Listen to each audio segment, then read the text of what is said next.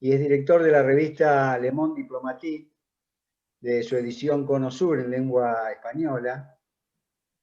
Y el título que decidió, digamos, para esta presentación que va a hacer es El mundo después de la pandemia. Antes de darte la palabra, José, bueno, comento que el sistema de funcionamiento es el de siempre. Si los socios del colegio, una vez que termine la exposición, José, podrán querer intervenir con preguntas y demás, levantando la manito, y las visitas lo hacen por chat, de manera escrita, ¿no es cierto? José, tenés la palabra. Bueno, yo les agradezco mucho a Juan Carlos y a todos la invitación y la posibilidad de participar de esta reunión. Me es muy grato estar acá, aunque sea virtual, y lo bueno de este tipo de... Bueno, una de las cosas buenas que nos está dejando la pandemia, de las pocas cosas buenas, me parece es que hemos aprendido que hay formas también de encontrarse que no tienen que ver solo con trasladarse hasta un lugar. Seguramente, yo estoy en Luján ahora, por ejemplo, si la invitación hubiera sido presencial, hubiera sido difícil para mí, hubiera sido difícil para mí aceptarla, pero de esta manera voy a hablar un ratito, si les parece.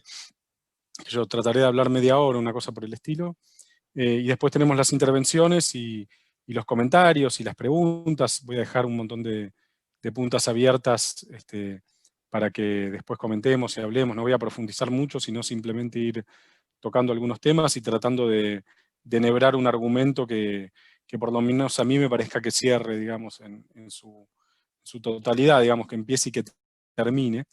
Y bueno, y después charlaremos un poco. La única aclaración que quisiera hacerles es que a las 10 sí o sí tengo que cortar porque tengo unos niños a los que me toca dormir hoy y es el horario máximo de tolerancia que les hemos dado, digamos. Bueno, yo le puse, me preguntó Juan Carlos cómo ponerle a la charla de hoy, le puse El mundo después de la pandemia. Ustedes saben, yo además de dirigir el Diplo, dirijo una editorial que se llama Capital Intelectual, y parece que ahora a cualquier cosa que uno le pone pandemia genera algún nivel de interés, ¿no? Entonces, a todos le ponemos post-pandemia, pre-pandemia, la pandemia, no sé qué, y todo eso genera como un nivel de interés en el público que es muy notorio, digamos, ¿no? Y en relación a eso, yo veo quiero identificar dos interpretaciones sobre lo que va a pasar con el mundo después de la pandemia, o lo que puede pasar con el mundo después de la pandemia, o el mundo que nos puede dejar la pandemia. Dos grandes líneas de interpretación, dos ejes diría, ¿no? Dos corrientes. Una es una línea interpretativa, casi diría conservadora, que lo que propone es que el mundo después de la pandemia va a ser un mundo bastante parecido al anterior, y que la pandemia, en todo caso, lo que ha hecho es acelerar una serie de tendencias que preexisten a la irrupción del coronavirus.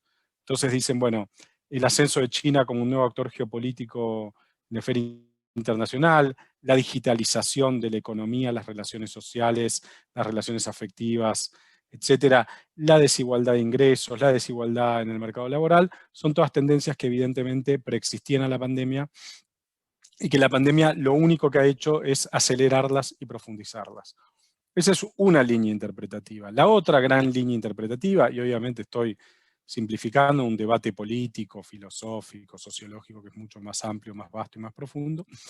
La otra línea interpretativa es la que yo llamo la línea del nuevo comienzo, ¿no? Aquellos que postulan que la pandemia, que el coronavirus es una especie de agente purificador que nos hace a todos, como sociedad, como humanidad. Se ha hablado mucho de humanidad en este tiempo, una palabra que está muy abandonada en el lenguaje político, nos ha hecho reflexionar y que tenemos una oportunidad. Algunos lo ponen en términos casi religiosos, ¿no? Como si fuera el coronavirus una especie de castigo cuasi divino que llegó de un día para el otro, y tenemos la oportunidad de expiar nuestros pecados consumistas, antiecológicos, de excesos, de desbordes, ¿no? Una idea muy atada a la idea de exceso, de desborde, de consumimos demasiado, gastamos demasiado en ropa, gastamos demasiado en comida, tiramos comida, el packaging de las cosas que compramos genera un nivel de contaminación ambiental, todas cosas que son, por supuesto, en buena medida realidad, digamos, ¿no? Un nivel de contaminación ambiental que no es tolerable por el planeta, bueno, en fin. Y que a partir de ahora se abre como una especie de oportunidad de año cero, de momento cero, tipo Revolución Francesa, ¿no? El tiempo empieza acá, para construir un mundo evidentemente mejor, ¿no? Hay muchas personas que han trabajado esta línea, una de ellas es Zizek, el famoso filósofo, que seguramente ustedes lo han leído, donde llega a decir que hay una oportunidad de crear una especie de nuevo comunismo a partir de esto, ¿no? Desde mi humildísimo punto de vista, de nada estamos más lejos que de un nuevo comunismo, pero bueno, Zizek dice que está pronto, que puede ser una oportunidad. Maristela Svampa, una socióloga argentina, trabaja mucho tema de medio ambiente, también lo ve como una forma de ver una nueva, creo que llamaba algo así como diseñar un plan holístico de nueva relación entre la humanidad y el medio ambiente. Bueno. A mí estas dos líneas de interpretación no me gustan. Una me parece demasiado conservadora, demasiado tenue, demasiado poco conectada con la profundidad del cambio que estamos viviendo, y la otra me parece demasiado optimista. Entonces, a mí me gusta pensar el mundo después de la pandemia desde otro punto de vista, que no se trata tanto de imaginar un futuro que está muy lejos, ¿no? Un horizonte que está ahí, ¿no? Muy lejos, qué sé yo, cuando va a cambiar la humanidad la forma de relacionarse con el medio ambiente. Ni siquiera podría decir exactamente qué significa eso, ¿no? Pero en vez de pensar algo tan grande, tan lejano, a mí me parece que una forma de imaginar el mundo que nos va a dejar la pandemia es pensar el mundo que estamos viendo ahora, en estos meses, ¿no? Entre marzo y ahora, digamos. Las cosas que han ido cambiando desde que se contagió la primera mujer china en el mercado húmedo, en el mercado mojado de Wuhan, y cómo eso pasó después a otras personas, se fue difundiendo por el mundo, esparciendo y demás. Bueno, en estos meses pasaron cosas muy, muy notables, porque hay que decir que muchas de las transformaciones que ocurren en los tiempos extraordinarios de la historia son transformaciones y reformas que cuando llegan los tiempos más fríos, los tiempos más calmos, permanecen. Entonces uno podría decir, la crisis del 29 generó el New Deal, y el New Deal generó el primer estado de bienestar de una sociedad de masas, país capitalista del mundo avanzado, el norte del mundo. Bueno, y eso fue un cambio que se produjo en 3, 4, 5 años en los gobiernos de Roosevelt y que después duró, o 10, no importa, que después duró 100 años más o 50 años más. Bueno, yo creo que estamos en un momento de una transformación muy profunda y que para imaginar, y esta es por ahí la idea central, una de las ideas centrales, para imaginar el mundo que viene no hay que ser tan, no hay que mirar tan lejos, alcanza con tratar de entender el mundo que estamos construyendo hoy, ahora, en este momento. Y ahí yo veo muchas cosas, digamos, voy a enumerar algunas de manera un poco azarosa y por ahí no del todo ordenada, pero algunas cosas que yo trato de englobar bajo la idea de que estamos viendo nuevas líneas de fractura, ¿no? Nuevos quiebres, nuevas grietas. Grieta es una palabra que no me gusta, pero bueno, vamos a usarla. Nuevas líneas de fractura. ¿Qué quiero decir con esto? Todos sabemos que hay una desigualdad muy profunda de ingresos en la Argentina, en cualquier país del mundo. Hay gente que gana mucho, gente que gana poco.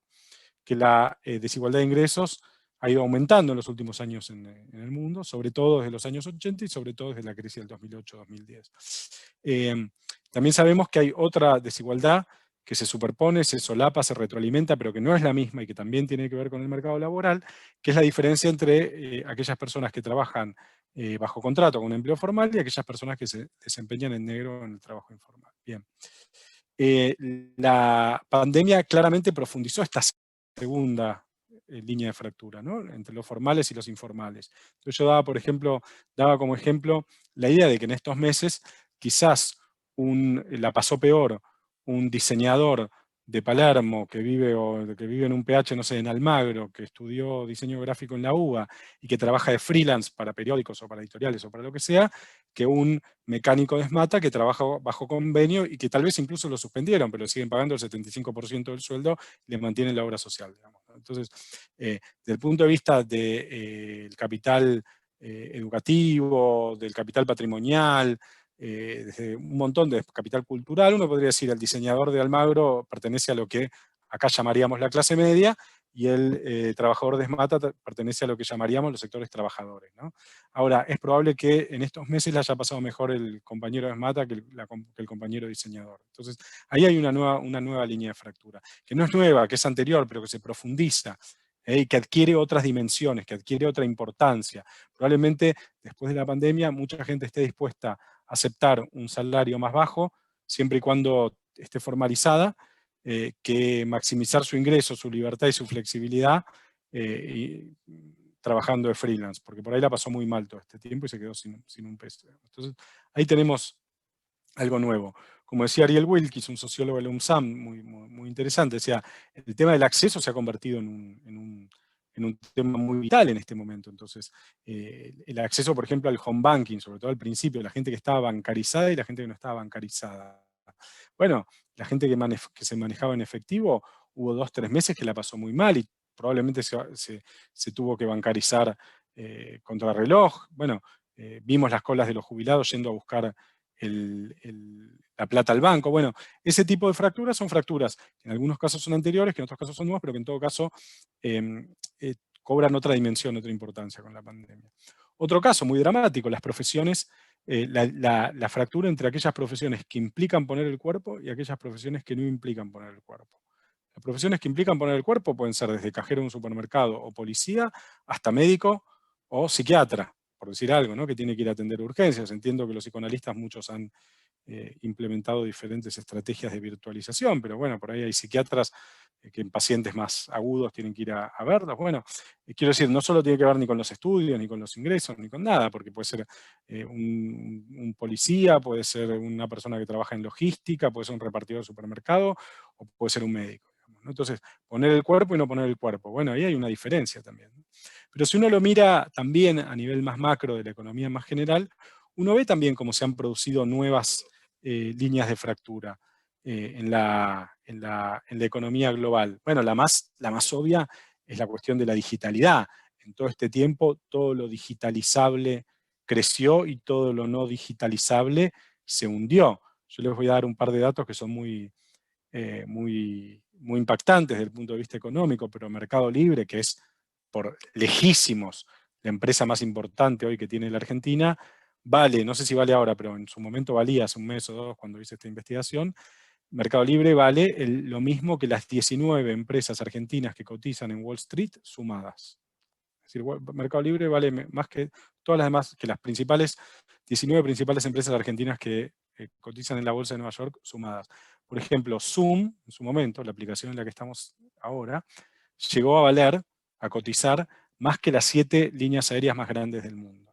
Entonces, ahí hay, obviamente, por supuesto, uno puede decir, bueno, es algo coyuntural, cuando esto pase, American Airlines va a recuperar valor, Zoom va a caer valor, por supuesto, pero quiero decir, esto es expresivo de que está pasando algo nuevo, que es que todos los servicios digitalizables, todo lo que se pueda virtualizar, adquirió un valor y una importancia y un valor de mercado en el mercado capitalista que antes no tenía. Entonces, ¿qué se puede digitalizar? Bueno, de todo, el psicoanálisis, no me quiero meter, pero supongo que que las sesiones online tienen sus bemoles y sus cosas, y la transferencia y todo eso, no quiero hablar de lo que no sé, pero quiero decir, hay un montón de cosas que se pueden digitalizar y otras que no. Las cosas que se pueden digitalizar han adquirido un valor en todo este tiempo que yo creo que en parte va a permanecer, porque así como hemos aprendido que podemos hacer esta reunión, esta sesión, iba a decir, me salen los lapsus por todos lados, esta reunión virtual, probablemente mucha gente aprendió que hay cosas que se pueden hacer virtuales y que ya no hace falta ir y estar en un lugar para concretar algunos encuentros, algunas cosas. Pero también otras cosas cambiaron con la pandemia, ¿no? Yo también a nivel, vamos a seguir hablando un segundito, me permito seguir hablando de la economía global, un tema que a mí me interesa mucho. Parece que los países también aprendieron en este sentido la importancia que implica mantener dentro de sus fronteras ciertos resortes de la producción muy elementales. Está pasando algo, empezó a pasar algo con la pandemia, que es que las cadenas globales de suministros se empezaron a quebrar. Ustedes saben ahora que para hacer una computadora el chip se fabrica en China, por ahí la carcasa se fabrica en India, se ensambla en México y el diseño se hace en Estados Unidos. Bueno, esas cadenas globales de suministro que son muy complejas, que integran, sobre todo en las empresas más grandes, componentes y partes de producción y del diseño y del know-how y de la programación y no sé qué, distribuidas a lo largo del mundo, se están rompiendo, se empezaron a romper. Se empezaron a romper porque hubo un momento en el cual había un problema de transporte, de flete muy concreto, había cosas que no llegaban de un lugar a otro. Pero también se rompió porque muchos países se dieron cuenta de la importancia de mantener dentro de sus fronteras nacionales ciertos resortes de producción. Otro ejemplo muy concreto, Estados Unidos descubrió con la pandemia que 2/3 de del principio activo de los medicamentos que produce, el principio activo es la materia prima a partir de la cual se hacen los medicamentos, ¿no? Que 2/3 de los principios activos de los medicamentos que produce se producían en China. Entonces digo, después de esto, probablemente Estados Unidos genere algún tipo de programa para que las farmacéuticas norteamericanas no solo hagan la parte de investigación y desarrollo, el fraccionamiento, la comercialización, el empacado y demás en Estados Unidos, sino también empiecen a producir la materia prima de los medicamentos, porque te podés quedar sin medicamentos. ¿Por qué Argentina logró tener tantos respiradores? Bueno, porque el gobierno reaccionó a tiempo, porque tuvo una política buena, etcétera, pero también porque tiene una de las 3 únicas fábricas de respiradores artificiales que hay en Sudamérica. ¿Y por qué Argentina tiene una fábrica de respirador artificial? El respirador artificial es una tecnología de los años 40, cuando todavía había una industria nacional pujante, una fábrica en Córdoba que el gobierno prácticamente estatizó. Entonces justo había esa fábrica, por suerte, y esa fábrica la pudieron estatizar y pudieron producir respiradores a un ritmo que yo sé porque me consta que lo llamaban al presidente argentino de Perú para pedirle respiradores artificiales que le mande, pues no había, digamos, no se podían fabricar tan rápido. Bueno, son cosas que creo que están empezando a cambiar con la pandemia, ¿no? Que nos van a dejar otra cosa. También yo decía líneas de fractura, hubo países que lograron, que salieron mucho mejor parados de la crisis generada por el coronavirus, de la crisis sanitaria, y que eso no tiene que ver estrictamente con los recursos económicos, pues Estados Unidos es uno de los países que más está sufriendo la pandemia y es el país más rico del mundo, y hay países pobrísimos a los que les está yendo muy bien. ¿Por qué a Grecia le fue tanto mejor que a Italia? Si Italia es mucho más rico que Grecia. Bueno, evidentemente tiene que ver con otras cosas, tiene que ver con la movilidad, con la forma de la sociedad, con la tasa de urbanización, con la responsabilidad social, con el sistema, un tema muy de politólogo, ¿no? El sistema institucional. Los países federales tuvieron en general más problemas, porque hubo descoordinación entre los distintos niveles de gobierno, entre las provincias y los estados nacionales, como en Brasil y en Estados Unidos, digamos, ¿no?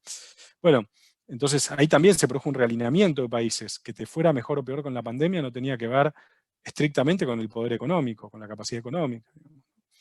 Y unos últimos comentarios, y ya voy empezando a cerrar. Otra de las cosas que me parece que nos deja el mundo que estamos construyendo hoy es una nueva relación con el tiempo y el espacio, ¿no?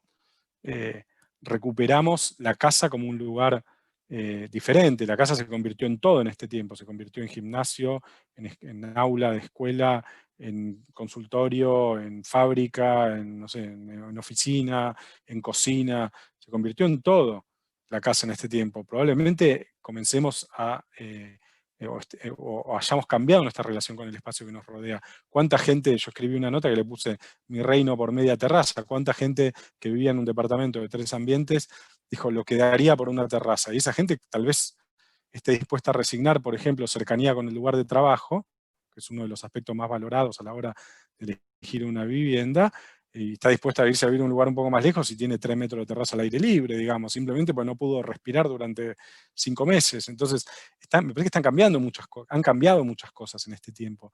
Yo doy un ejemplo también muy concreto. Yo hablo siempre con ejemplos, porque bueno, me sale medio así, pero mi papá, que está recluido ahí en su casa desde el principio, es un fanático de la cuarentena y tiene miedo y no sale, qué sé yo, y que nunca hizo una tarea doméstica, porque siempre tuvo o una esposa o una empleada que lo ayudara. Hace un tiempo me dijo, ahora entiendo por qué le dan tanta importancia al lavavajilla. Claro, se pasó lavando platos como un condenado durante meses y finalmente se dio cuenta de la importancia. Bueno, probablemente la relación de mi papá con el lavavajillas, con los platos y con lo que llamamos tarea de cuidados, ¿no? Tareas domésticas, cambia a partir de eso. Por ahí no, porque ya está muy grande y por ahí no cambia, no sé.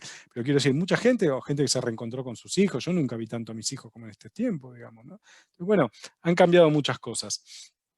El espacio se redujo, ¿no? De repente nos quedamos confinados. El tiempo también cambió. Los días al principio eran días eternos, días que se sucedían unos iguales a los otros. Y al mismo tiempo en el mundo estaban pasando millones de cosas alucinantes, y nuestro tiempo personal parecía que era un tiempo que se estiraba hacia el infinito. Ustedes saben, seguramente lo habrán escuchado, cómo cambiaron los sueños, gente que soñó más, porque todas las estructuras, todo este trastocamiento profundo, las coordenadas de tiempo y espacio voló por el aire. Entonces, bueno, son todas cosas que hacen que que el mundo de la pandemia vaya a ser, desde mi punto de vista, un mundo muy, muy diferente al mundo prepandemia. Y creo que para entender cómo es, no hace falta volar tan lejos o imaginar un futuro tan, tan lejano.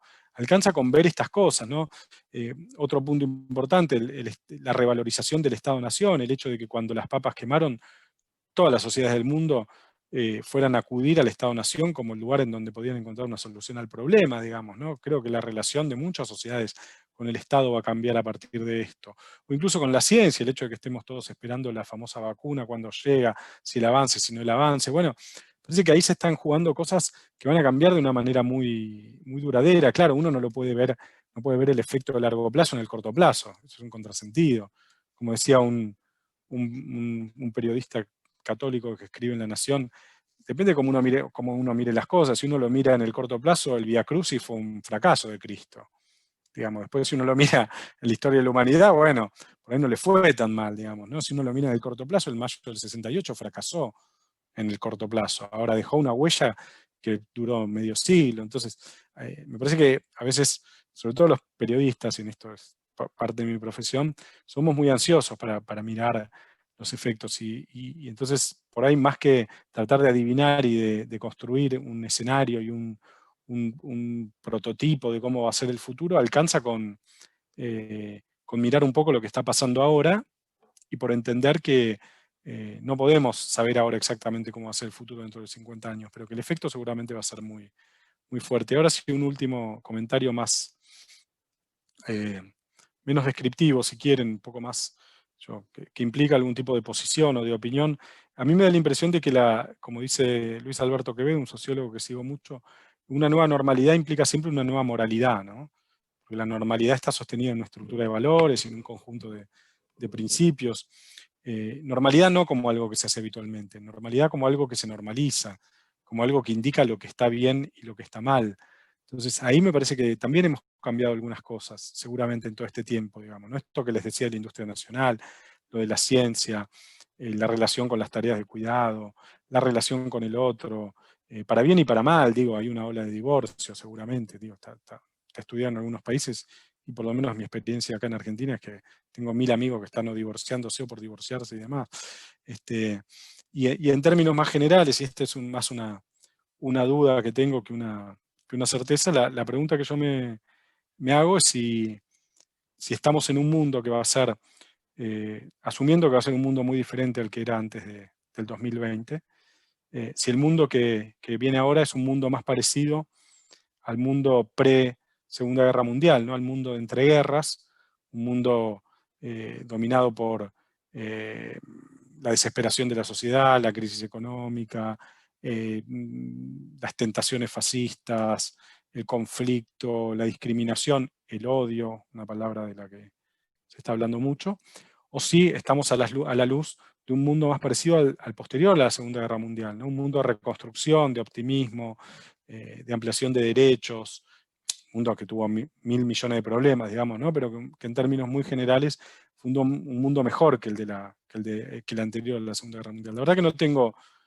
tengo una respuesta y en todo caso lo dejo como algo para que lo conversemos a partir de ahora. Gracias por escucharme a todos.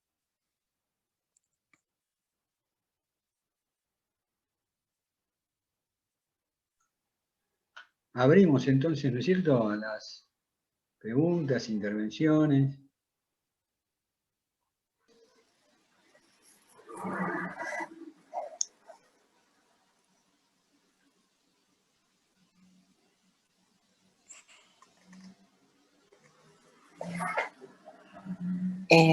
Bueno, pidió la palabra Dani Slucki o Mariana Wikinski. Yo, Dani. Bueno. Bueno, buenas noches. Gracias, José, por tu primer parte en la presentación tuya de hoy. Te quería preguntar algo que tiene que ver con el momento en que hablaste de qué está pasando en otros países, y en comparación, yo no sé si vos podés responder o no, pero Uruguay queda a 30 kilómetros de Buenos Aires. Uruguay queda cruzando el charco, como suele decirse, y si vos tenés alguna explicación por qué Uruguay tiene tan pocos casos en relación a Argentina o en relación al panorama mundial. Por un lado, por otro lado, ¿por qué Cuba tiene tan pocos casos también? Digo, son países de distinto, ideológicamente en este momento Uruguay es un país de centro, centro-derecha, no sé. Si es que vos tenés alguna explicación. Gracias. ¿Respondo? Sí, si querés, sí. Sí, tengo una explicación. Mirá, es bastante básica mi explicación y creo que se ajusta. Mi impresión es que a los países que les ha ido bien en el mundo occidental, ¿no? Porque el mundo oriental es otro planeta, a todo el mundo oriental le ha ido mejor, en general, a China, a Vietnam, países, a Malasia, países capitalistas, no capitalistas. Algunos dicen que eso tiene que ver con el tipo de sociedad que hay en Oriente, con el confucianismo, con el sentido de comunidad. No lo tengo claro y no soy un especialista en eso, pero me parece que dentro del mundo occidental, a los países que son países cerrables, fácilmente cerrables, donde uno puede cerrar las fronteras de una manera más automática y blindarlos más rápidamente, a esos países les fue mejor. Cuba es una isla, entonces es muy fácil controlar el flujo migratorio adentro y afuera de la isla. Y también le ha ido mejor a los países, y Uruguay es un país chico también, ¿no? Rodeado por un océano y un río, también es muy fácilmente cerrable, digamos, ¿no? Entonces, a esos países les ha ido mejor. Obviamente los países que tienen estados más fuertes, estados más consolidados, pero los países que son más chicos en general les ha ido mejor. No es perfecta la idea, porque hay excepciones, hay casos, Bélgica, no sé qué, pero en general a los países más cerrables, a los países a donde entra menos gente. Venezuela no le fue tan mal. Es un país grande con una frontera muy porosa. ¿Pero por qué no le fue tan mal? Bueno, porque hay poca gente que quiera ir a Venezuela. Había poca gente queriendo llegar a Venezuela en el momento en el que se declaró el coronavirus. Había gente queriendo salir de Venezuela, digamos. Después cuando empezó a querer volver gente a Venezuela, ahí empezaron a tener problemas. Entonces, parece que en el caso de Uruguay, en el caso de Cuba se explica por eso, pero estaba mirando, Haití, que es el país más pobre de América Latina, tiene 10.000 casos. Y es un país, imagínense, el sistema de salud de Haití no se destaca por su eficiencia, digamos, ¿no? También es un país con una población muy juvenil, también muy joven también, entonces hay menos casos, menos muertos, qué sé yo. Pero en general me parece que los países que son islas, obviamente, los países más chicos, los países en donde hay menos tránsito de personas y más cerrables, les ha ido mejor. Esa es mi explicación.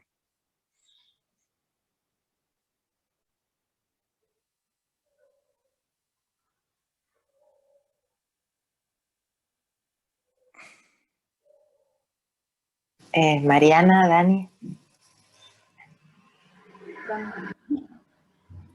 Bueno, José, gracias por la presentación. Yo pensaba que en realidad hay muchas de las cosas que estás describiendo que a nosotros nos conciernen en términos de las huellas subjetivas de estas cosas que estás planteando vos. Así que la cuestión es que hay algo de la post-pandemia que estás describiendo y que quizás recoge las huellas que vamos encontrando en el presente, en nuestra nueva vida, ¿no? Y que quizás considerás como marcas que quedan como a largo plazo, ¿no? Es decir, tanto de estas transformaciones en nuestro vínculo con el trabajo, como las transformaciones en los vínculos familiares, en el manejo de nuestra economía. Yo agregaría el miedo a la muerte y otras circunstancias que nos vinculan a nuestro cuerpo, digamos, con nuestro cuerpo de otro modo. Creo que esas cosas, digamos, lo que nos concierne en eso es cuál va a ser la huella que va a quedar en términos subjetivos y cuál va a ser la perdurabilidad de esa huella. Creo que algunas de las cosas que describís pueden llegar a acomodarse de otro modo después, digamos, las relaciones a largo plazo, por ejemplo, 10 años, no sé. Lo que creo que no va a cambiar demasiado es esta marca. Y yo la verdad creo que así como vos planteás que los periodistas tienen un vínculo quizás un poco ansioso con el presente, y les cuesta esperar, digamos, ¿no? Para ver determinados efectos, pero también porque son cronistas del presente. Yo creo que los psicoanalistas somos muy malos cronistas con este presente también somos muy ansiosos. también nos apresuramos a sacar conclusiones e interpretar el presente como creyendo que tenemos todas las piezas en el tablero y que ya sabemos qué impacto está produciendo un fenómeno, digamos, del presente, y que nos vamos a enterar de las huellas que todo esto que vos describiste van a dejar en nosotros dentro de mucho tiempo. Porque nos va a costar mucho, y creo que va a ir ocurriendo algo por capas, y que algunas cosas se irán como transformando definitivamente, otras están dejando huellas más sutiles, otras quedarán fragmentadamente en algunos sectores sociales, en otros no, digamos, como que, y que no, digamos, creo que nuestro nivel de incertidumbre es el mismo que planteas vos, pero en el campo de la subjetividad también. Sí, sí, estoy totalmente de acuerdo. Qué sé yo, las huellas van a estar en la economía, en la política, en las instituciones.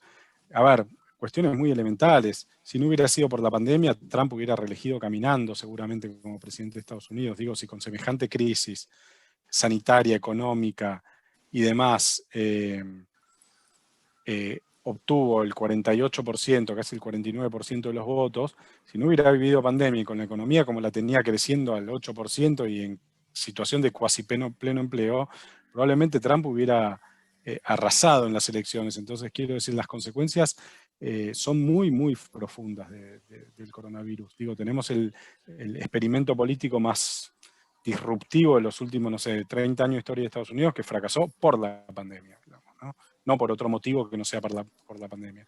Entonces, y también coincido en que las huellas van a ser muy, muy fuertes. Yo veo, por ejemplo, no me quiero meter en el terreno de la subjetividad de las personas, porque se me escapa, digamos, pero veo a la gente que tiene muchas fobias, cómo la pandemia acentuó esto, la gente que tenía miedo a esto, o temores. Bueno, lo que un amigo llama el Auschwitz de estos días, ¿no? El hecho de que haya muerto tanta gente en soledad. O sea, porque uno de los efectos de estas situaciones de tanto miedo es que aceptamos cosas que en otro momento no estaríamos dispuestos a aceptar. Si uno iba en febrero y le decía a una persona, mira, vos te vas a despedir de tu papá que tiene 80 años, nos lo vamos a llevar al hospital y vos no podés venir. Y si se tiene que morir, se va a morir solo.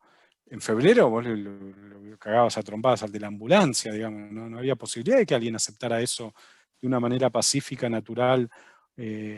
Bueno, fue tanto el miedo que la gente aceptó eso. Si le decías a la gente, ahora nos olvidamos, porque la cuarentena ya voló por el aire, digamos, pero le decías a la gente, mira, durante 2 meses vos no vas a poder salir de tu casa.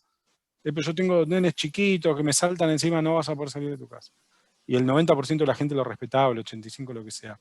Bueno, me parece que también la profundidad de la huella se mide en que estuvimos dispuestos a aceptar todos, o muchos, casi todos, cosas que en otro momento no hubiéramos aceptado, pero ni de casualidad. Y eso deja una huella. La persona que aceptó que el padre se muriera solo, sin poder saludarlo, sin poder acompañarlo, en total y absoluta soledad. Esa huella, digo, ustedes son psicoanalistas, yo no, pero esa marca, no quiero usar la tecnojerga que no me corresponde, pero ese trauma, ¿cuánto tiempo dura, no? Oscar Sotolano. Hola, ¿se escucha? Sí, perfecto. Sí, muy bien. Bueno, muchas gracias por la apertura que hiciste. Vos planteaste como 2 ejes, ¿no? Y quisiste ubicarte en otro lado, que fuera esa perspectiva que llamémosla conservadora. El mundo va a seguir siendo como era, la que tiene una cierta dimensión de utopismo de izquierda, expresada en el extremo, en Sí. su neocomunismo iraniano.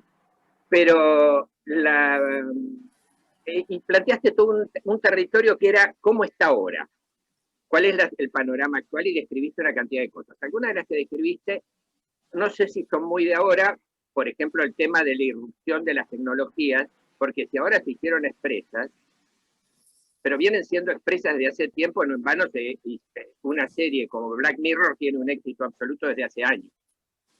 Porque el universo de lo tecnológico ya está en el panorama de las discusiones desde hace mucho tiempo, y de las inserciones del capital y los modos en los cuales incluso se discute una sociedad poshumana, viene desde antes. Con lo cual uno podría decir, qué sé yo, cuánto esto es un dato nuevo. Lo que es seguro que no, como nada es nuevo, ni nada es viejo totalmente. Digamos, ni nada es exactamente lo mismo, porque no existe nada que sea igual a que el anterior. Ese es siempre un dilema que siempre cojea por algún lado. Yo te quería preguntar sobre un aspecto de este panorama actual, que a mí me parece importante y que recién lo mencionaste en términos de las elecciones en Estados Unidos. Porque parte del panorama actual, por ejemplo, es que un tipo como Trump, apoyado por organizaciones como QAnon, como organizaciones que tienen niveles directamente delirantes desde el punto de vista de su construcción subjetiva, que dicen que Hillary Clinton es una organización pedofílica, para los que no lo saben, sí. En un universo dominado por formatos evangélicos y demás.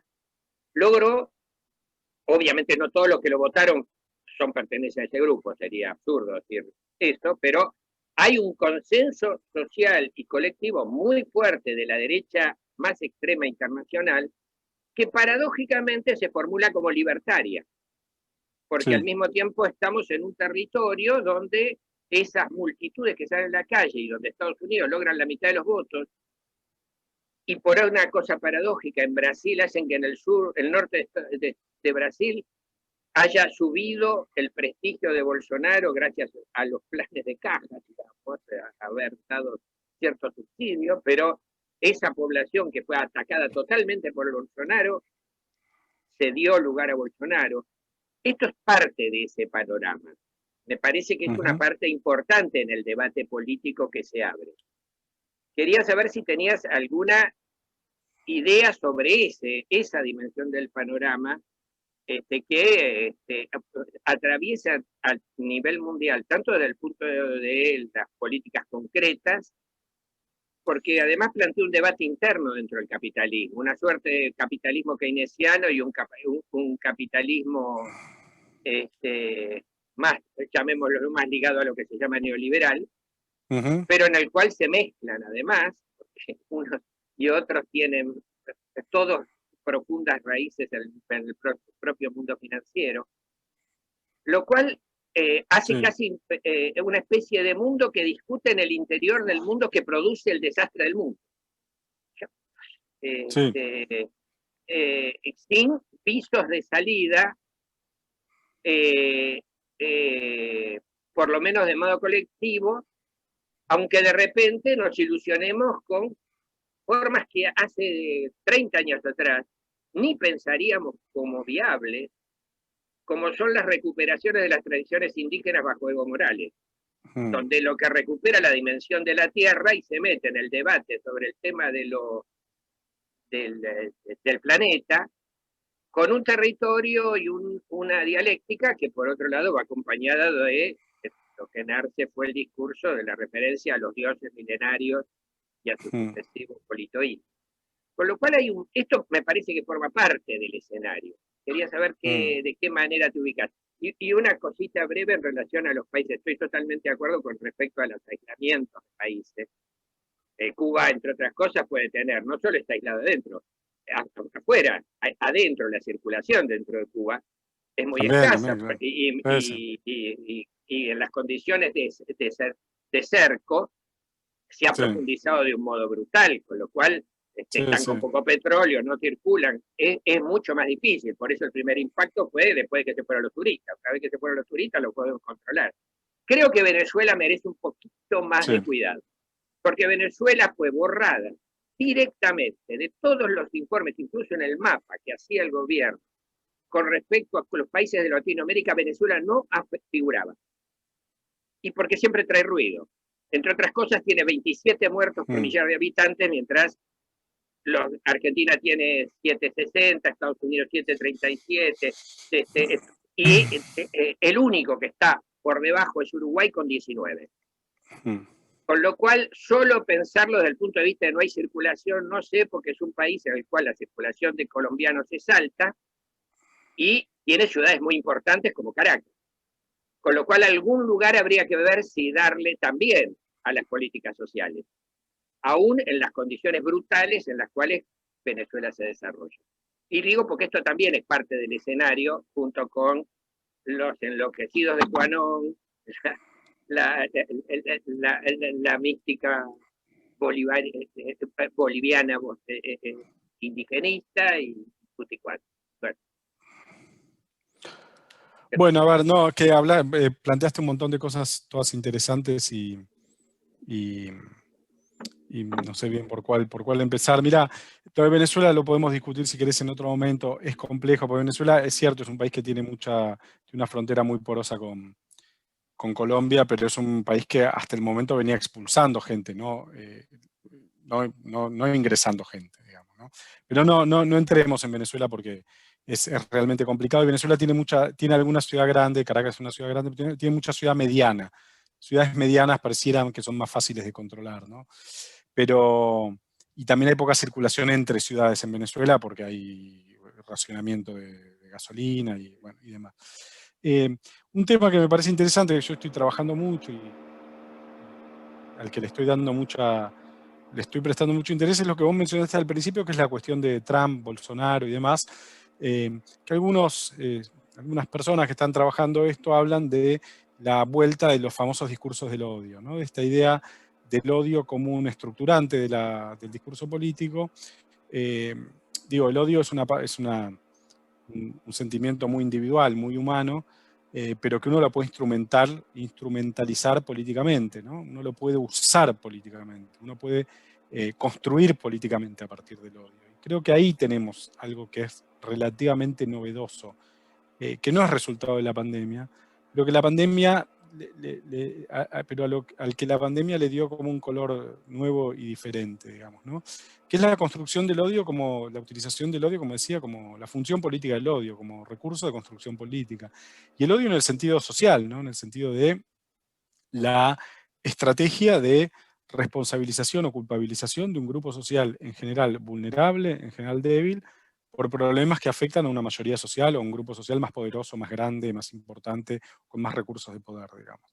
Entonces, en general esto es resultado de que a ese grupo poderoso, de que el grupo que odia le está pasando mal, está sufriendo, y sobre todo que no está entendiendo por qué está sufriendo. Quiero decir, voy a dar un ejemplo medio brutal, ¿no? Pero cuando los trabajadores blancos de bajo nivel educativo del cinturón industrial de Estados Unidos se quedan sin trabajo y solo logran conseguir trabajos de menor calificación, en los cuales tienen que trabajar más horas por un sueldo más bajo y con menos protección, y aparece un líder que dice el responsable es México, o el responsable es China, o el responsable son los inmigrantes mexicanos, bueno, ahí tenemos una mayoría en retroceso sufriente que no logra descifrar el motivo por el cual le está pasando mal y que transfiere la responsabilidad por su sufrimiento, por su pérdida de bienestar o por lo que fuere, a un grupo social vulnerable. Pueden ser los mexicanos, pueden ser los pibes chorros, pueden ser los árabes, pueden ser los turcos en Alemania, pueden ser los árabes en Francia, puede ser cualquier cosa, digamos, los inmigrantes, lo que uno quiere, los bolivianos en Argentina, en fin. Eso me parece que constituye una realidad muy nueva, que es algo, cuando digo nueva, digo de hace poquitos años, muy poquitos años, que la pandemia se encontró con eso, que estos líderes no supieron bien qué hacer con la pandemia al principio, y que después rápidamente fueron encontrando un discurso y se alinearon en un discurso claramente anticuarentena, ¿no? La idea de que la pandemia era un atentado, de que la cuarentena, el confinamiento y las medidas sanitarias era un atentado contra las libertades individuales. El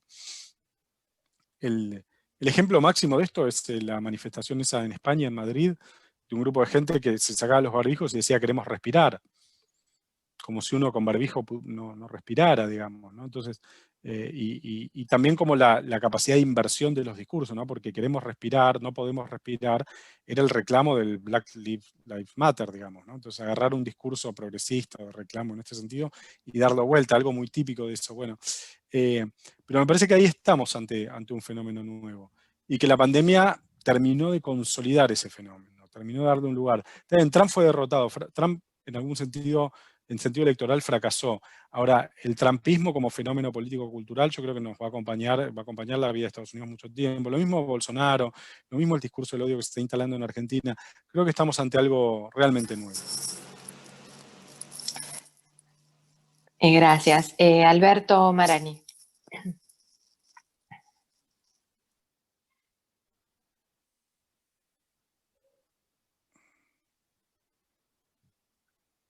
¿Dónde está? Le estoy activando el sonido, pero ahí está. Buenas noches, José, muchas gracias y buenas noches a los compañeros. Lo que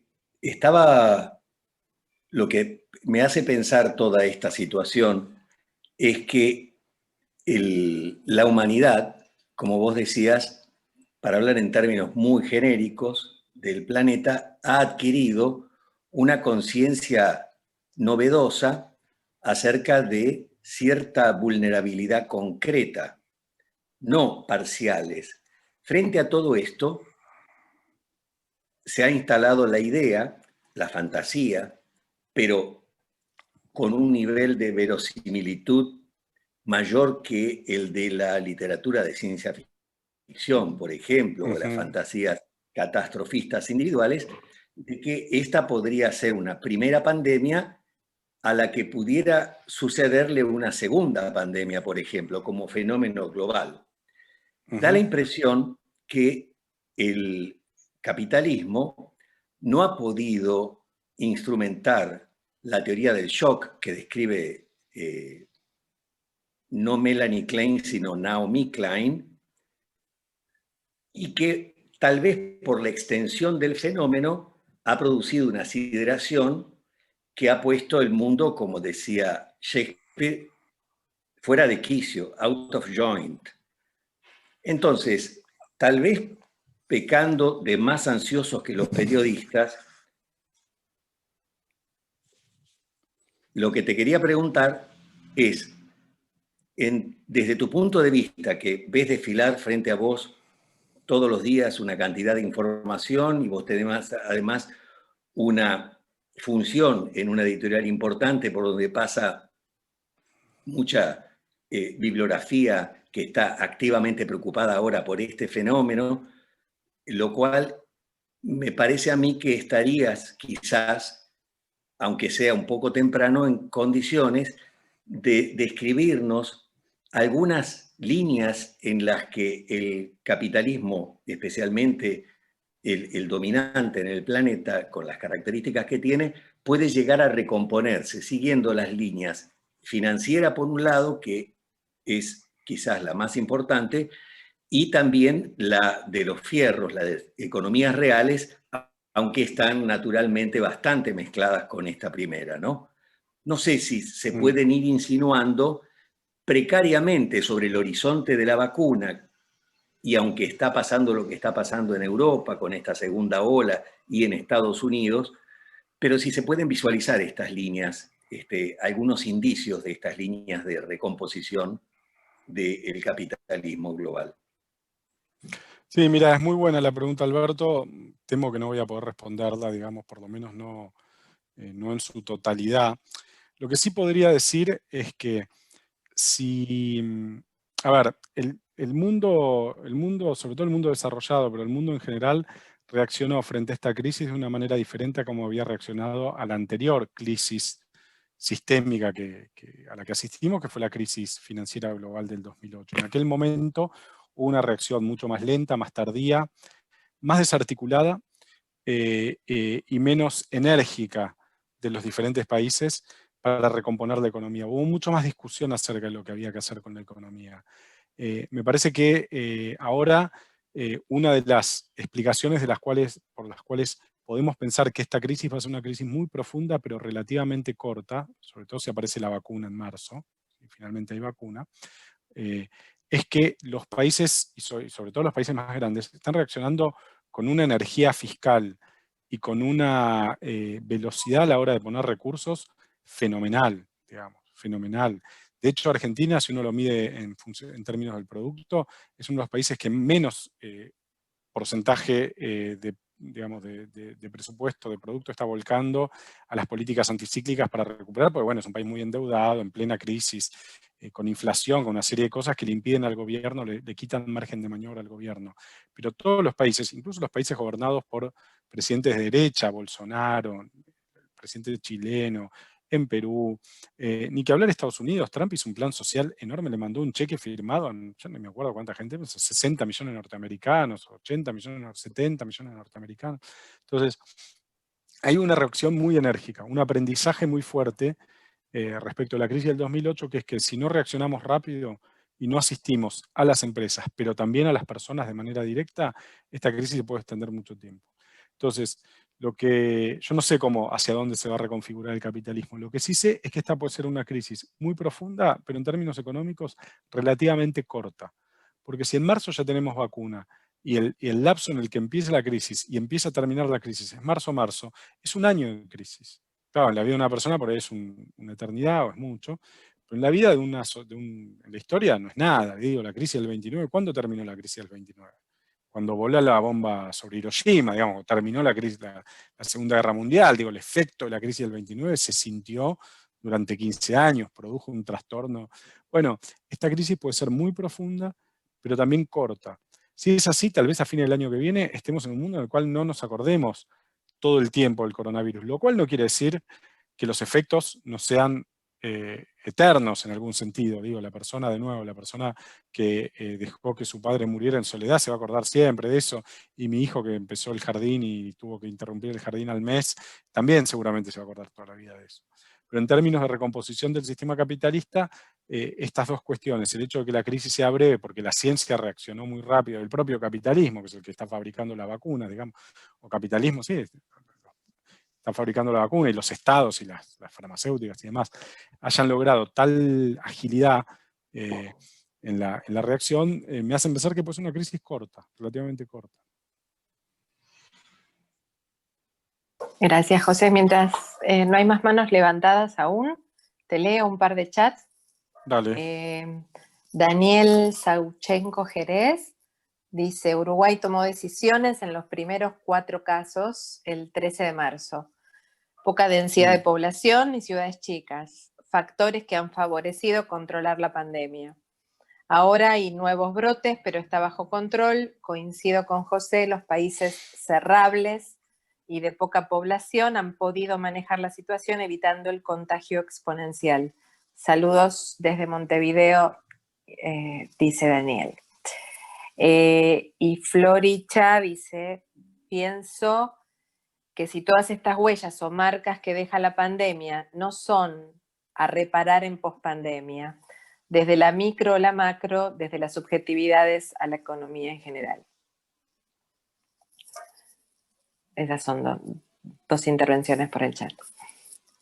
Sí, mira, yo no sé si la palabra es reparar, digamos. Sí, obviamente reparar, sobre todo en términos de lo que hablamos poco todavía, del enorme costo social para un montón de gente que está teniendo esto. Digo, yo hablo mucho con funcionarios del gobierno y la estimación que tienen ellos es que si hacen muy bien las cosas, Alberto va a terminar el mandato desde el punto de vista social en el mismo lugar en el que lo encontró. O sea, si le sale todo muy bien, va a estar el país como lo dejó Macri. Entonces, imaginemos, no, si no es un diagnóstico del propio equipo de gobierno, digamos, ¿no? En términos sociales.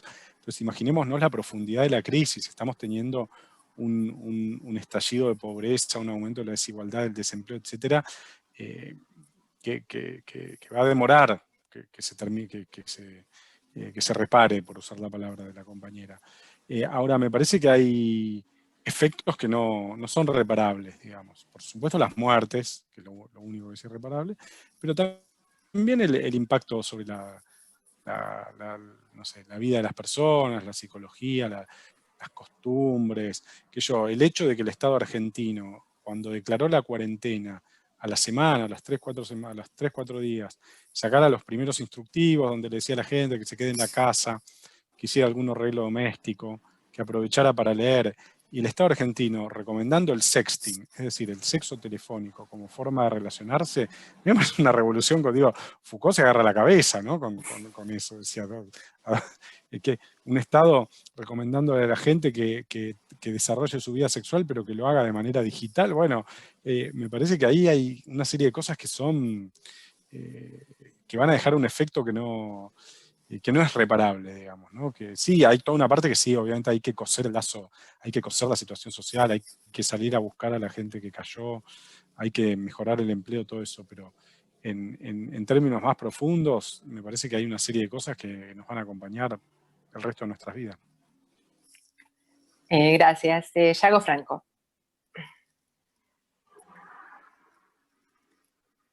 Bueno, José, muchas gracias y muy claro todo lo que estás diciendo. Tan claro que me permite hacer alguna que otra pregunta. ¿Considerás la posibilidad de que el capitalismo no pueda recuperarse de esto? ¿O la desechás plenamente? ¿No? Esta sería una cuestión. Escuché a algunos autores, entre ellos el que vos mencionaste, Zizek, que antes de irse al pasto anunciando que vamos hacia una sociedad comunista, hablaba de que esto podía ser un golpe a lo Kill Bill, ¿no?, al sistema capitalista. Pero también lo dijo Jacques Attali, que no tiene nada que ver con Zizek, ¿no? Y me parece alguien respetable en sus opiniones. Asesor de Mitterrand y de otros presidentes franceses, él consideró, por ejemplo, la destrucción de la industria aeronáutica. Dijo, esto es la destrucción de ciertas industrias. Dijo, no voy a utilizar eufemismos. Entendiendo además que el capitalismo no es solamente la economía, lo cual no es poco, sino que es una forma de vida, ¿no?, con todas las implicancias que podría tener entonces el declive o la destrucción a mediano o largo plazo, ¿no? Por otro lado, hay muchas esperanzas cifradas en la vacuna. Vos mismo hablaste de eso, y esta es otra pregunta de alguna manera. Si no considerás que son un poco exageradas, teniendo en cuenta que hasta la Organización Mundial de la Salud, o la Organización Panamericana de la Salud, etcétera, etcétera, dicen que esto no se resuelve con una vacuna, ¿no?, solamente con una vacuna, y que esto va a llevar un largo tiempo. Estas serían las dos preguntas. Ahora, disculpame, otra cuestión que quiero decirte es que diste en el clavo con cómo esto ha afectado la transferencia analítica, pero no la transferencia de los pacientes hacia nosotros, sino la transferencia bancaria que nos ha dejado a todos expuestos ante la FIP, y estamos haciendo malabarismos para salir de este callejón. Claro. Está muy bien, sí, bueno, esa es otra de las implicancias, el impacto sobre la fiscalidad de las cosas, ¿no? Exacto. No, mirá, lo del tema de la pregunta sobre el capitalismo, a mí me sigue resultando, como la frase famosa de Jameson, ¿no? Me sigue resultando más fácil imaginar el fin del mundo que el fin del capitalismo, ¿no?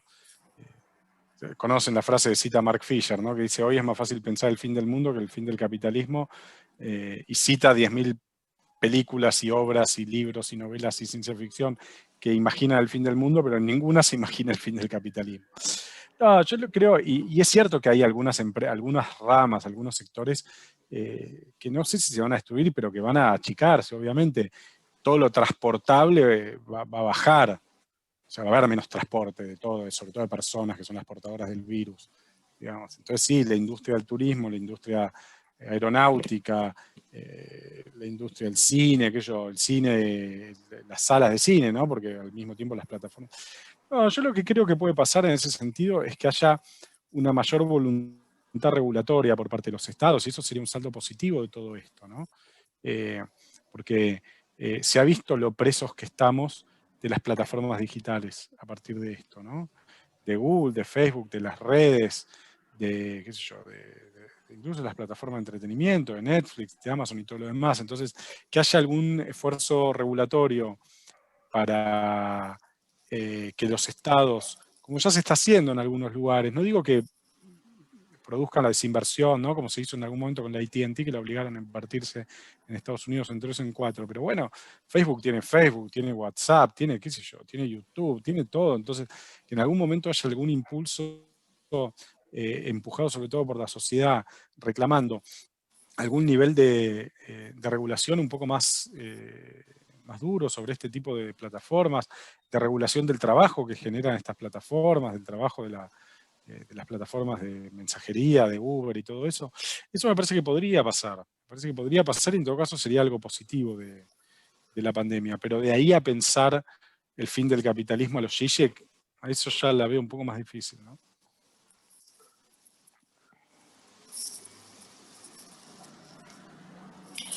Yago avisa que se quedó sin señal, así que bueno, se perdió la última parte de tu respuesta.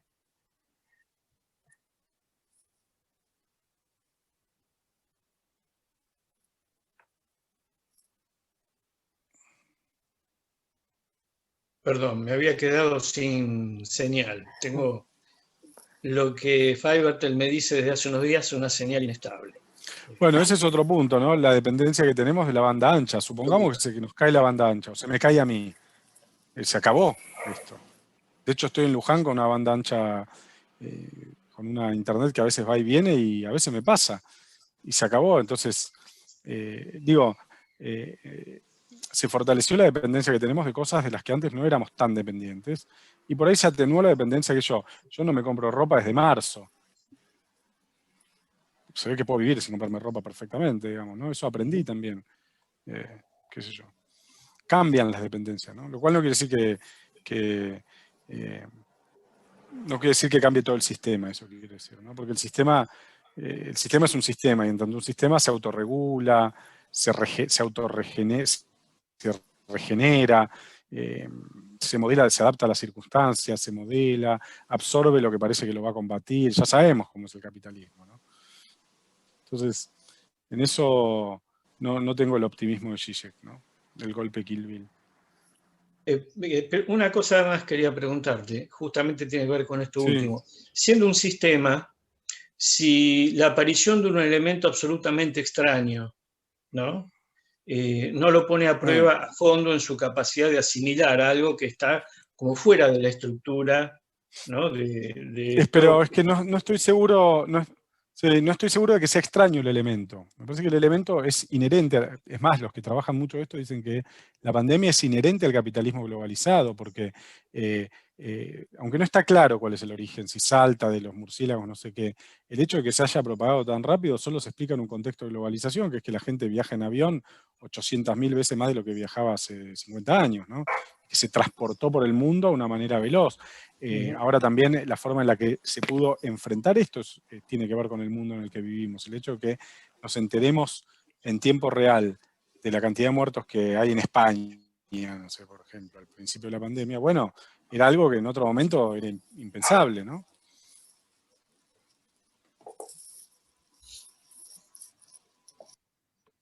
Gracias.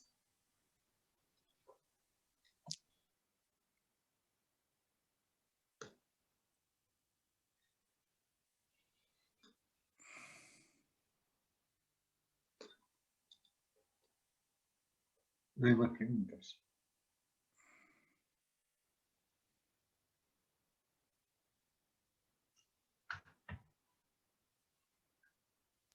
A ver, leo un chat mientras esperamos.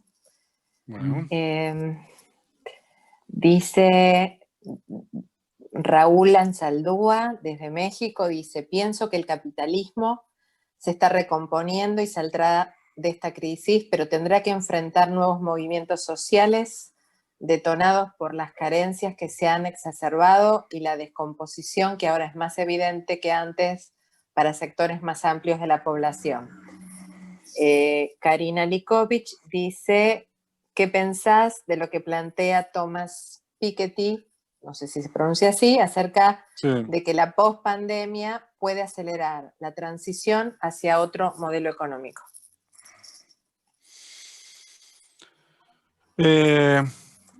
A ver, no sé, no leí eso de Piketty, de transición. Creo que lo que propone Piketty, hasta donde entiendo, es una mayor regulación y un cambio de la estructura impositiva a través del establecimiento de algún tipo de impuesto global, digamos, ¿no? Pero no estoy seguro de que eso signifique otro modelo económico.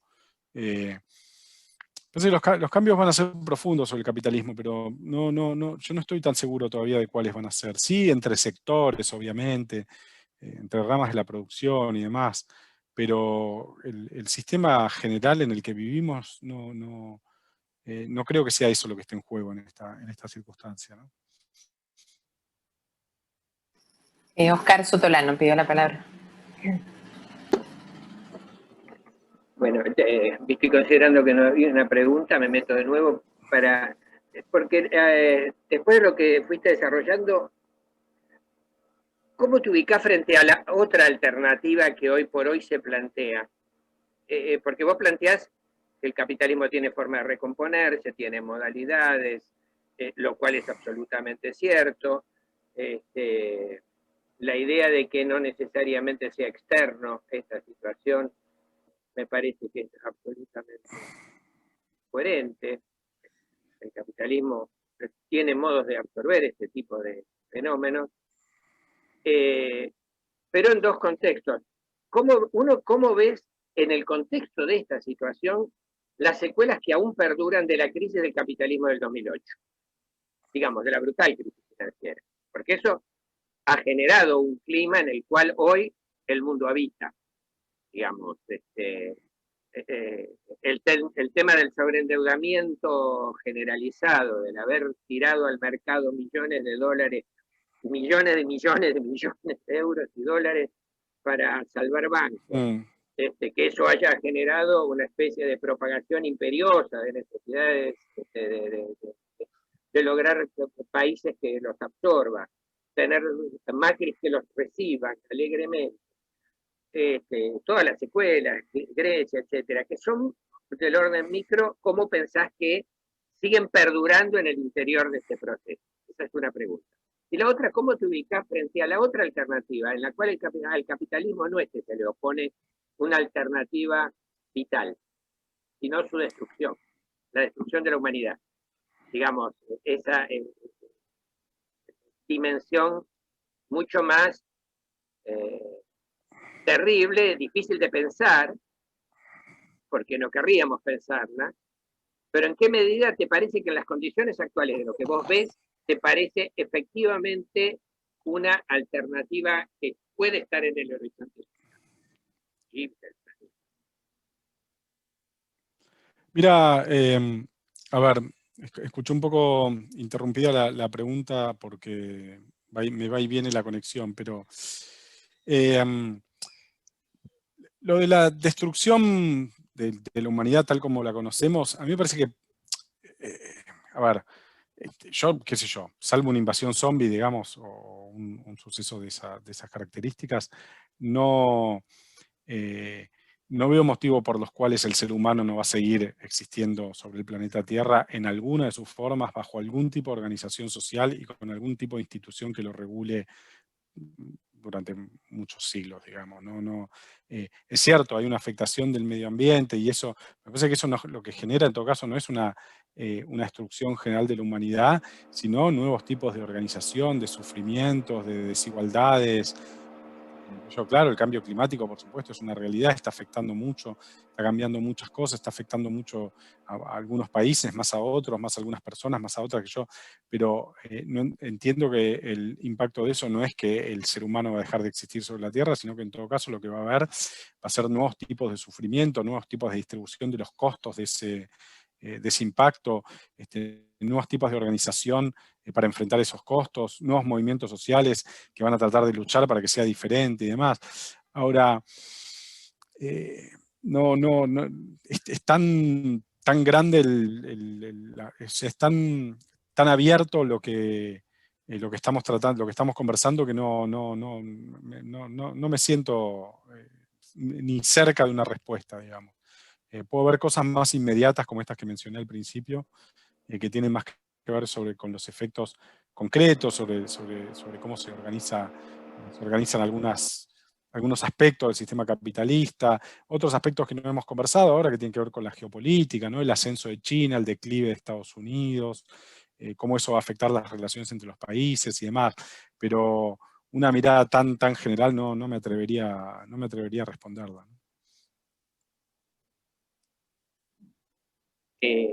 No sé si escuchaste la primera pregunta, porque veo que con lo de se me señal, interrumpió todo. No, de la crisis del 2008. Sí, perduraba hoy en ese, ¿te parece que perdura en y ese me parece que esto está en la describiste? estela. Y sí, porque no se terminó de curar la crisis del 2008 y estalló esta nueva crisis, digamos. Pero me parece, como decía al comienzo, que la crisis del 2008 sí generó un aprendizaje de los estados, que se dieron cuenta que tenían que reaccionar más rápido y de otra manera que como reaccionó en la crisis del 2008, digamos. Eso sí lo veo, ¿no? Dani Luqui o Mariana Wikinski, hoy, y luego Alfredo Tagle. No, solo agregar una cosita chiquita a lo que decía, que es que me parece que por ahí lo que sí queda como marca necesariamente algo que aunque fuera predictible en términos políticos, en términos del tratamiento que hacemos del planeta, etcétera, lo que sí ocurre es que tenemos como muy claramente la impronta de algo que es arrasador, que cambia radicalmente nuestra vida y que nosotros no pudimos predecir. Y que sea cual sea la circunstancia que no pudimos evitar, inclusive eso, ¿no? que impactó en la vida de todos. Entonces, esa marca, me parece que es una marca que también, no sé cuáles, pero va a tener consecuencias políticas. Es decir, no me imagino que ningún Estado, ninguna planificación estatal pueda prescindir de la marca que implica contar con una población que ya, digamos que en febrero pensaba que el peor problema era el Chagas y que en marzo ya estaba pensando que tenía que quedarse encerrada en la casa. Es decir, el efecto del impredecible, el efecto subjetivo del impredecible, quizás va a tener que ser puesto en consideración por cualquier estrategia política que se plantee confiar en que la población va a pensar en un proyecto a largo plazo y va a pensar que es realizable, ¿no? Y me parece que esto quizás nos transforma en seres confiados respecto de las garantías del futuro, de la credibilidad que puede tener un proyecto político a largo plazo, ¿no? Como que acorta un poco los tiempos en la planificación de nuestro futuro como población. Sí, está bueno, está muy bien, sí, muy, muy interesante, estoy de acuerdo, es cierto. Esto cayó como una bomba porque aunque había gente que había anticipado que podía haber una pandemia, y está la frase de Bill Gates que circuló tanto, que la próxima guerra va a ser una guerra de virus y no sé qué, es cierto que aunque había gente que y la OMS incluso lo venía anticipando, decía el mundo no está preparado por una pandemia global, no estaba en la cabeza de ningún decisor político. Entonces, por más que haya gente que lo haya dicho, lo relevante es que nadie que estuviera en algún lugar central de toma de decisiones tenía la pandemia. Si vos ibas y le preguntabas a los 50 personas más poderosas del mundo, no sé cómo se hace ese ranking, digamos, pero cuáles son los principales problemas de la humanidad, en febrero nadie te iba a decir una pandemia, ninguno. Entonces, eso hace que efectivamente fuera, lo cual no quiere decir que sea un cisne negro. Un cisne negro es algo, y parece que esto era, después nos ponemos a reconstruir, y era esperable. Lo que no era esperado, pero era esperable. Y eso efectivamente yo creo que hace ingresar en el debate público, en la constitución de la subjetividad colectiva, algo de lo que, del orden de lo inesperado que hace que la gente actúe. Por ejemplo, es posible que la gente ahorre más después de esto. Que haya una retracción de consumo. Me lo imagino perfectamente. Gente que dice, pero yo no sé si pasó mañana va a haber otro coronavirus y yo me voy a quedar sin trabajo. Entonces, gente que ahorre más. Estados que obviamente, a nivel del Estado ni que hablar, la mirada sobre el sistema de salud va a ser diferente de muchos estados. La mirada sobre el sector científico-tecnológico va a ser diferente. La mirada sobre la importancia de la industria nacional, lo que les decía de los respiradores, va a ser diferente. Entonces, claro, cambia. Porque además esto es algo una cosa muy, que no lo dije al principio. Hay una frase de Ignacio Ramonet que a mí me gusta mucho en un artículo que publicó, uno de los primeros artículos profundos sobre esto, que se publicó, no sé, en marzo, en abril. Está en el título. Él dijo, esto es un hecho social total. Es algo como fue la Segunda Guerra Mundial, como los atentados del 11 de septiembre. Son esos acontecimientos que ocurren una vez y que tocan a todos, a todo el mundo. Ahora, yo le agrego algo a lo que decía Ignacio, que es un hecho social total que afectó a todo el mundo prácticamente al mismo tiempo. Porque uno puede decir, la Segunda Guerra Mundial efectivamente produjo efectos sistémicos sobre todo el planeta, pero en algunos casos el efecto de la Segunda Guerra se vio con retraso. Se vio un poco más tarde, en otros casos en el momento. Digo, no se vio la Segunda Guerra al mismo tiempo en Argentina que en Alemania, o en Estados Unidos que en Alemania, o en Estados Unidos que en Francia. En unos casos, en todos los casos hubo efectos, pero esos efectos se sintieron, en este caso fue simultáneo. Entonces, no solo es un hecho social total, sino que es un hecho social total que afectó a todo el mundo prácticamente al mismo tiempo, digamos. Y eso no había ocurrido nunca en la historia. Entonces, efectivamente, eso está dejando un efecto fenomenal sobre todo. Ahora, tengo menos herramientas para imaginar cuál es ese efecto. Me cuesta porque es tan grande que a veces es difícil. Por eso a veces hay preguntas que no puedo responder, ¿no? Alfredo Tagle.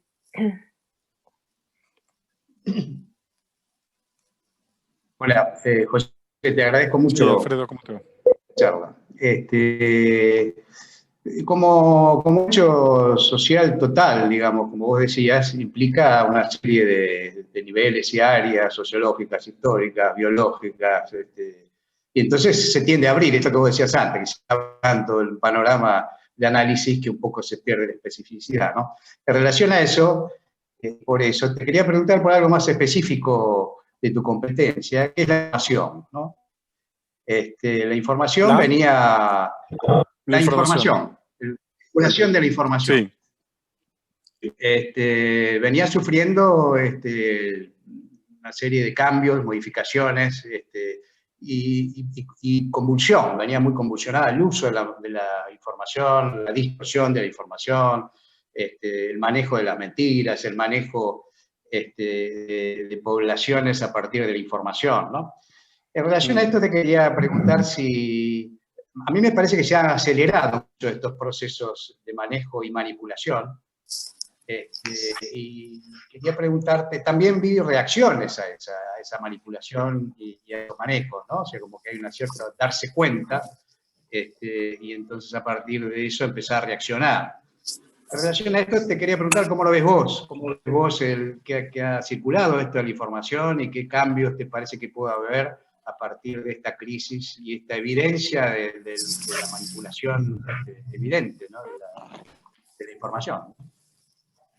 Eso político, a mí económico. Me parece que lo que hizo Alfredo en este sentido la pandemia es efectivamente consolidar algo que se venía insinuando, pero que ahora se hizo evidente, se hizo muy evidente, que es ¿cómo lo puedo explicar? ¿Cómo lo puedo plantear, digamos? La enorme capacidad que tiene el sistema tal cual está generado y construido hoy, de hacer circular, de fabricar y de hacer circular noticias falsas o directamente mentirosas, digamos, directamente falsas, más o menos mentirosas o directamente falsas. Y no solo hacerlas circular, porque eso siempre se puede hacer, sino que esas noticias lleguen a un montón de gente que las cree. Entonces, que haya tanta gente que cree que el cloro cura algo, solo es posible en un contexto como el actual. Digo, siempre hubo pensamiento mágico, siempre hubo pensamiento anticientífico, siempre hubo gente que creyó que si se ponía, no sé, una hojita de laurel en la oreja se iba a curar no sé qué. Ahora, que una cantidad importante de gente esté dispuesta a tomar algo que le puede hacer mal porque piensa que va a curar, algo que no está comprobado que cure, es algo que solo en un contexto como el actual se puede producir, digamos.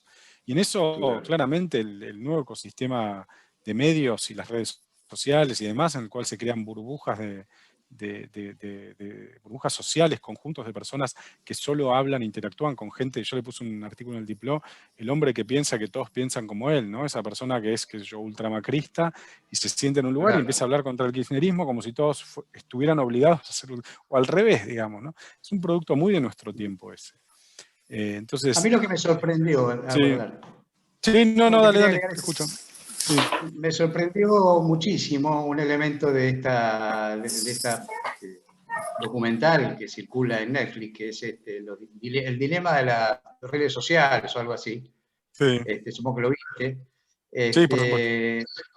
A mí lo que me sorprendió es que en realidad el fomentar este enfrentamiento entre opiniones o entre sectores de la población, la famosa grieta que se está dando en todos los países, no tiene una función política inicialmente, sino que la función es comercial, es generar mayores plays, digamos, o visiones para vender publicidad, ¿no? O sea que el asunto de la grieta y el enfrentamiento es secundario. Sí, es un subproducto, que la gente es un epifenómeno. Claro, para vender más, ¿no? Eso me pareció siniestro. Sí, es que bueno, es el capitalismo, ¿no? Al dueño de Facebook no es que quiere que Trump sea más radical o menos radical, o que Bolsonaro sea más radical o menos radical. Las plataformas son empresas de publicidad, básicamente. Y en tanto empresas Claro. de publicidad, lo que quieren es que uno esté la mayor cantidad de tiempo posible dentro de esas plataformas. Y para que uno esté la mayor cantidad de tiempo posible dentro de esa plataforma, lo que hacen es darte información con la que vos estés cognitivamente cómodo. Con la que vos sepan que vos estás confortable. Y esa información confortable la construyen a partir de algoritmos que saben que si a vos, Alfredo, te gusta Cristina Kirchner, los fideos con manteca y, no sé, y las películas de Fellini, te van a tirar eso todo el día. Y si a vos te gusta Patricia Bullrich y tomar el cloroformo, eso, no sé cómo se llama el coso ese, te van a dar un montón de información que dice que el cloroformo ese es bárbaro y que Patricia Bullrich es bárbaro. No, digo, en un punto es muy básico el mecanismo. Son predictores, Claro, pero además tiene que existir son predictores el otro, de conducta. ¿no? Porque, Claro, entonces vos claro, dejás de pero ver para al otro. Porque no es que vos no ves al otro porque sos malo, porque no lo crees. Vos no ves al otro porque pensás que el otro no existe, porque no podés creer. Yo digo, el hombre que piensa que todos piensan como él, no es que es egoísta o narcisista o cerrado o no sé qué. Es que no puede creer que haya otras personas que piensan diferente. Y no puede creer que haya otras personas que piensan diferente porque nunca las encontró, nunca las vio, nunca se conectó con esas personas. Está todo el día metida en un mundo en donde todos opinan como él, digamos. Y el Claro. resultado de eso es efectivamente una mayor polarización social. Hay un estudio muy bueno de Jonathan Hart, un americano, que le pregunta a la gente, cita unas encuestas del Centro Pew que le preguntan a la gente, ¿usted estaría en desacuerdo si su hijo se casara con un demócrata? Le preguntan a los republicanos. O que su hijo se case con un republicano si es demócrata. Y lo que se ve es que hay cada vez más gente que dice que está en desacuerdo. Entonces, la polarización se ve en eso también, ¿no? En esos comportamientos sociales, no es solo un fenómeno político. claro. Además, la polarización genera más polarización, porque el que es kirchnerista, como está Patricia Bullrich, está más atento a lo que va pasando, digamos, ¿no? O sea, la polarización también genera mayor asiduidad. Esto en el tema político, pero en otros temas también pasa lo mismo, ¿no? Me parece. Se alimenta el uno, se alimenta, claro, sí, se retroalimenta, exacto. Claro, una palabra. Gracias. Juan Carlos Perone. Bueno, gracias José por este último tramo, digamos, me hace pensar en la siguiente cuestión, incluso estimulado por una lectura que hice de algún artículo que vos escribiste en Le Monde, porque por un lado estamos describiendo, atinadamente entiendo, la gigantesca influencia que tienen las redes sociales en sus diversas formas, el uso político que se puede hacer de las redes sociales, independientemente de que, por otro lado, las redes sociales, como bien dijiste, son empresas de publicidad, digamos. Es un modo de facturar y que ha encontrado la manera, digamos, de expandir, digamos, su existencia. Pero igual no termina eso de convencer, digamos, no en el sentido de lo que vos dijiste, ¿no? Porque esto tiene el riesgo de suponer de que es extremo el grado de manipulación que las redes sociales y el uso de las mismas generan en las distintas franjas y dimensiones de la población. Pero hay un artículo que vos escribiste que a mí me parece acertado, donde decís que en Brasil primero se bolsonorizó Brasil y después apareció Bolsonaro. Aunque pueda ser exagerado decir que primero se bolsonarizó Brasil, a lo mejor habría que decir a mi gusto que se bolsonarizaron importantes sectores de la población brasileña. Pero se entiende la idea en el sentido de que Bolsonaro acierta, sin saberlo o intuitivamente, no sé, con lo que tiene que decir, porque pescó que hubo una bolsonarización previa a su existencia, digamos, como figura de transferencia política, donde iban a tener efecto las cosas que decía. Ahora, en esa bolsonarización, hay que suponer que intervinieron exclusivamente o principalmente las redes sociales, que no sé el grado de importancia que tienen, cómo se distribuye su impacto en las distintas capas de la población brasileña, o obedece a fenómenos, según tu óptica, de otro tenor, digamos, que tienen que ver con los modos de vida de la población brasileña en la última época. ¿Se entiende la pregunta? Sí, está buenísima. La respondo y si me permiten, respondo la última que los niños esperan para ser dormidos. Mirá, es un poco, es como decís, Juan Carlos, yo lo que quise decir ahí con esa frase, digamos, es que hay un proceso que preexiste a la emergencia de Bolsonaro, que es una mayor polarización de la sociedad. Eso se verifica en la mayor parte de los países del mundo, no quiero decir en todos, pero en la mayor parte de los países del mundo. Y se expresa de diferentes maneras, obviamente cruzada en cada país por la realidad de cada país. En el caso de Brasil hay un fenómeno de polarización social y hay un fenómeno, un sector de la sociedad que busca revancha respecto de los tantos años de gobierno del PT y la alteración del estatus relativo de las clases medias con las clases bajas, la plebiscización de un montón de espacios públicos que había logrado el PT, el hecho de que los aeropuertos, que eran ámbitos blancos, se hayan convertido en ámbitos negros o mulatos desde que llegó Lula al gobierno, bueno, una serie de cosas, digamos, ¿no?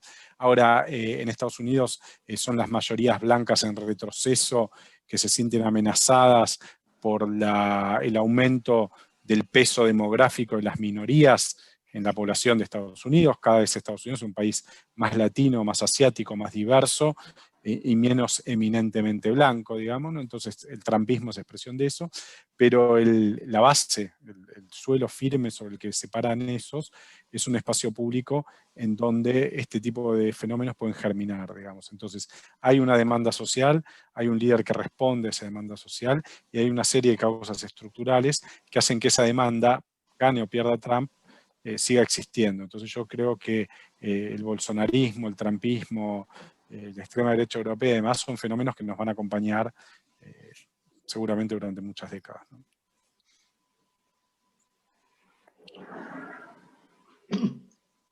Bueno, muchas gracias. Juanca, estamos sobre la hora, ¿no? Sí, yo creo que hay que dejar. Bueno, yo les agradezco mucho a todos por las preguntas. No, a vos. Realmente súper interesantes. Me hicieron pensar, algunas no llegué a responder, no pude, no supe. Como Alfonsín, no supe, no pude, no quise. Bueno, a todos por las preguntas. No, a vos. Realmente súper interesantes. Me hicieron pensar, algunas no llegué a responder, no pude, no supe. Como Alfonsín, no supe, no pude, no quise. Bueno, a vos sí, e invitamos a un aplauso. Muchas gracias. Muy bueno.